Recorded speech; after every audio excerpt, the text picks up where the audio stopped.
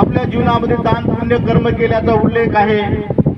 अनाथ पिंडकाने जसे जमिनीवरती सोन्याच्या विंटा अंथरल्या आणि जमीन विकत घेऊन सुंदर असं जेतवन बुद्धविहार बांधून दिलं, त्याही अनाथ पिंडकाचा उल्लेख बौद्ध साहित्यामध्ये वाङ्मयामध्ये आहे। आज ही भूमी पाहिल्यानंतर अतिशय माणसाला रमणीय वाटते। जसं आपण अनाथ पिंडकाच्या जेतवन बुद्धविहारामध्ये गेल्यानंतर रमणीयता असते, तसं बुद्धविहाराची हा जो परिसर आहे अतिशय रमणीय आहे। आणि म्हणून याला कसं विकसित करता येईल, या जागेला कसं चांगल्या प्रकारचं डेव्हलप आपल्याला कसं करता येईल, त्यासाठी सुद्धा आपण पुढे आलं पाहिजे। पण ते करुणानंद थेरो आल्यानंतर इथे भदंत सुगत बोधीजी महाथेरो यांचा चैत्य स्तूप उभारलेला आहे। भिक्खू निवास, सुंदर असं भिक्खू निवास उभारलेला आहे। श्रीलंकेचा म्हणजे बुद्धगयेचा बोधिवृक्ष असेल, आनंद बोधिवृक्ष असेल, हे बोधिवृक्षाचे म्हणजे बोधिवृक्ष लावून इथे एक चांगल्या प्रकारचं वातावरण तयार झालेलं आहे। भगवान बुद्धाचा स्टॅच्यू उभा केलेला आहे, बाबासाहेबांचा स्टॅच्यू उभा केलेला आहे। आता आपली एक नैतिक जबाबदारी आहे की या निमित्ताने या भूमीला कसं आपल्याला डेव्हलपमेंट करता येईल, कसं विकसित करता येईल।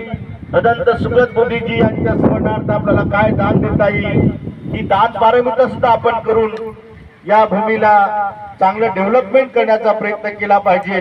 आज एका उपासिकेनं खाडेताईंनी मला वाटतं नारळाचा वृक्ष आणलेला आहे। म्हणजे अशा पद्धतीने येताना काही ना काहीतरी या भूमीला डेव्हलपमेंट करण्यासाठी घेऊन आलं पाहिजे। जसं अनाथ पिंडक जेतवन बुद्धविहारामध्ये जाताना कधीच तो रिकाम्या हाताने गेलेला नाही आहे।